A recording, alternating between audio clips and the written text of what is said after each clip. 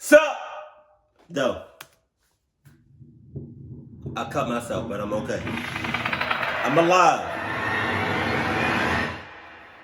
I'm alive. How y'all doing? Growing up in California, I would hear my older brother and his friends talking about these abandoned towns that were scattered throughout the desert. They would always go exploring in abandoned buildings and towns, and when they would tell me their stories, it would always sound so cool. This is why my family wasn't too surprised that as soon as my friends and I could drop... There's nothing cool about that. It's nothing cool. It's just cluckness. You know? Granted, I'm starting to explore, some cluck places. But, like, I'm not out here saying that shit cool, because it's not. It's not. Going to abandoned places, going to cluck places, going to places like Walmart after hours, Waffle House after hours, McDonald's, any hour. It's all cluck places. You know what I mean? There's nothing cool about that. It's not. So, oh no, that's like, it's not. We began doing the exact same thing. For the most part, we would visit places that my brother had told us about, but there were a few occasions where we would see something online and decided to be the first ones to check it out. For the most part, this led to some pretty cool stories to share when we would all hang out on the beach. But there was one occasion that always haunted me and my two buddies, Dylan and Mateo. The three of us had heard of this ghost town that was out in the middle of nowhere in the desert, and we thought it would be a great place to visit for the day and go exploring. And when a weekend came up that all of us were available, we packed our cameras and began our trip. The drive took about 3 hours, and the last hour of it was particularly barren. There were almost no signs of life outside of the occasional gas station and rest areas. Finally, we made it to the town, and immediately you could tell it had been abandoned for years. Most of the houses were single-story homes. That's creepy as hell, though. A whole town abandoned, that's creepy as shit. With most, if not all, of the windows smashed out, and a lot of them even had their roofs caving in on them. We spent the first hour or so just walking along the road and peeking into the houses from the outside. Most of them were locked, so we didn't want to break in.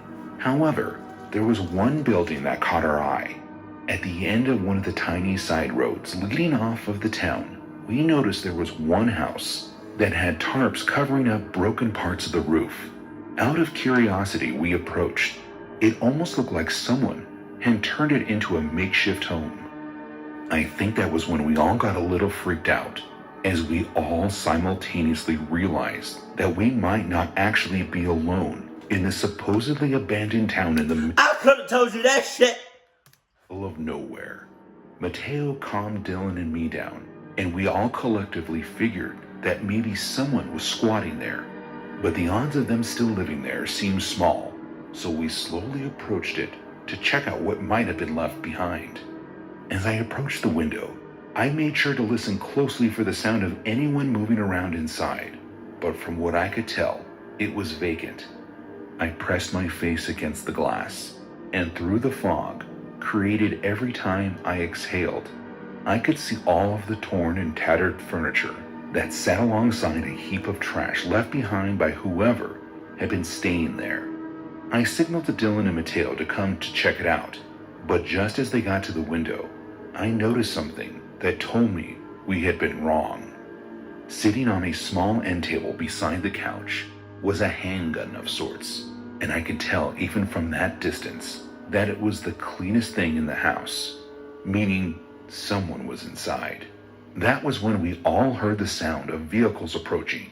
We couldn't tell what kind, but it sounded like dirt bikes or maybe ATVs. Dylan and Mateo turned to see where the sound was coming from, and before I could join them, we all heard a yell come from inside of the house.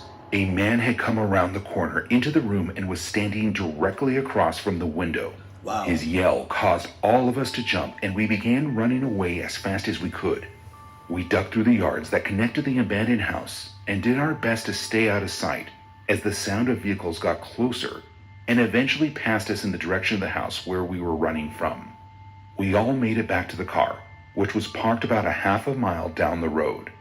As we began to turn around, we could hear something that truly terrified us. Those vehicles were back, and it sounded like they were heading our way. Mateo quickly turned the car around, and we headed home as quickly as we could. When I walked inside my house, I was relieved to see my brother so I could tell him what had happened to us. That was when he told us that he had heard of the ghost town we visited, and they never went there because it used to be a known drug den. The police had apparently busted multiple meth labs in those houses over the past decade.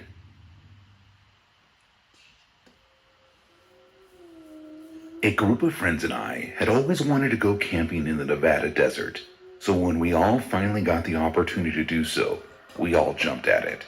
It was a 3-day camping trip, and we made sure that we had more than enough supplies to deal with the extremely hot days and cold evenings. The first night was indescribable. I mean, they always say that the sky over the desert at night is something of wonder, but I had never seen that many stars in my life. We spent most of the next day walking around. We went on a decent hike that lasted about 2 hours before returning to camp and getting our food going. From that point on, we just read our books and enjoyed some music that we played through a battery-powered speaker that we brought with us. As the sun fell in the sky, we welcomed what we expected to be another beautiful night, but we were sadly mistaken. We all sat beside the fire as we let it get smaller so we could see the stars better. When my friend Francis began to tap me on the shoulder, I asked him what he needed, and instead of telling me, he just pointed off in the distance. Now we were miles away from any civilization, so you can imagine how surprised we were to see what appeared to be another person standing about 20 feet away from our camp. He there on some date, he or she or it is on some there for some cluck shit. Cause ain't no way it's a coincidence. Nope. You don't just stumble upon, somebody else like that. No. They there on, I feel like there's some boogers in my left nostril. No, they definitely there on some cluck shit, because you're not just there just to be there. You're not. And I'll be damned if they say like I need some help or I'm lost. No, you're not.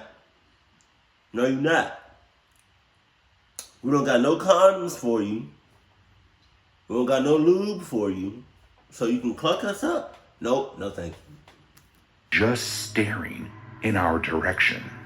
We got everyone else's attention, and by the time they were all looking, the figure began to walk closer to us. Yes. That's when I decided it might be best to call out to them, so I yelled hello and asked if we could help them with something.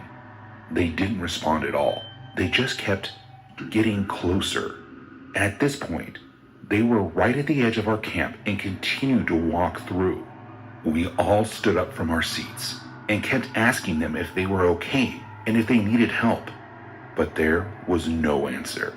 They didn't even look at us as we tried to talk to them. It was a grown man who slowly made his way right through the middle of our camp and then continued walking. That night we decided to stay up because we weren't sure if they would come back or not. But around 2 a.m, the wind began to kick up and our fire ended up being blown out. If it weren't for the stars in the sky, we would have been in total darkness. We spent the next 2 hours waiting for the sun to come up, and after about 20 minutes of darkness, our worst fears came true. We could see the figure that we saw before lurking around in the distance. We all stayed close to each other, still unsure about what he wanted. There were a few occasions where the man got close to our camp, but he just seemed to be aimlessly walking back and forth. It was terrifying, but he oddly didn't seem to want anything to do with us. As the sun began to rise, we all began to pack up our things. Though nothing happened to us, there was no way we could do another night out there. As we were packing our things, I kept looking out into the distance, wondering if I would see the man who had been stalking us, but there was no sign of him anywhere. We left the area without a trace of us being there, and haven't talked about going back since. I would hope not. Or doing that shit ever again. When I was 27 years old, I decided I wanted to be adventurous. And one of the things that I always wanted to do was go on the Appalachian Trail hike. If any of my friends or family members or future kids ever tell me, you know, Gator or Dad, I want to be adventurous. Okay, you can be adventurous. You can be adventurous all you want, you know. But first, can you come over here and just sign these divorce papers? You know? Make sure you have nothing to do with me. Ever. Again, don't come back here. Don't think about me. Don't look for me. I'm going to be a whole different person. I am. Just saying, off some Michael Jackson, man. So I decided to plot out a 4-day section of the hike and ask my dad if he would drop me off at my starting point and pick me up 4 days later at a spot that I designated on the map and GPS. 4 days? He was more than happy to help me, and before I knew it, my hike began. Days 1 and 2 were just fine. I was making good pace for a while, and it was actually looking like I might reach my pickup point a day early. That would have been fine though, as I would just camp out and take the day to relax and get a good night's sleep. Halfway through my 3rd day, I couldn't help but feel like I was being followed. I assumed it was just some animal, and nothing for me to be too concerned with. But after swearing, I heard shuffling behind me. I stopped and looked over my shoulder. That was when I noticed what looked like a bit of fur poking out from behind a tree. As soon as the animal poked his head out to look in my direction, I could clearly see the head of a mountain lion. God damn. He noticed me looking at him and took off running off the trail and into the woods. I was confused and concerned, as I never encountered a mountain lion before, and I was essentially in the middle of nowhere. I couldn't stand there for long though, and I decided to keep my pace and continue walking through the trail. Sure enough though, about 5 minutes after I continued walking, I got that feeling again, and I just knew that I was being followed. I decided it might be safer for me to end my trip sooner than later, so I stopped on the trail and quickly pulled out my map. I could feel the 2 eyes staring at me from beyond the tree somewhere. I just couldn't take the time to find out which one. As soon as I looked at my map, I found the nearest pickup location and called my father. I think he could hear the panic in my voice, because he told me to hurry to the parking lot and that he would meet me there. I had a 4-mile run ahead of me, but I did my best to pace myself. I had to take a few small breaks to catch my breath, but as I got closer to my destination, that feeling of being followed slowly faded. By the time I had gotten to the parking lot, I could see my dad's car. I quickly ran to it and explained to him what had happened. We both made our way home and tried to forget about the whole thing. But it's something I still can't quite shake.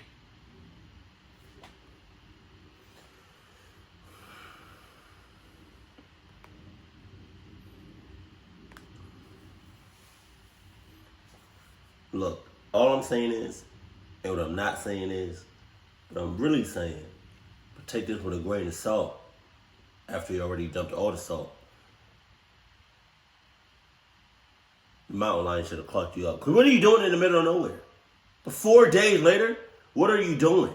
Who child are you? You are nobody's child. I mean, you probably like you're a club child, but who do you belong to? Like, do you belong to some club? Because you're not my child doing some shit like that. You're not. And the truth be told, that sounds like some other people's shit. Just saying. Hey, Slick. I want to see this. I want to see. Oh my God.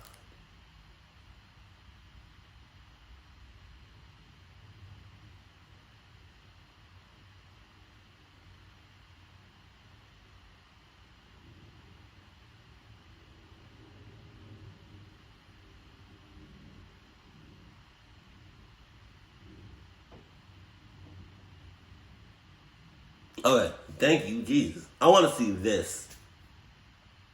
I want to see this and the Northern Lights before I die, please.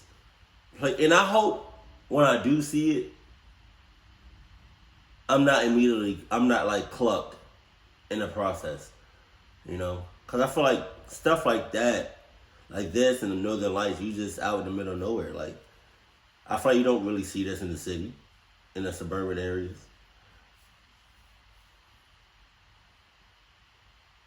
Oh man, that'd be nice to see. Jesus.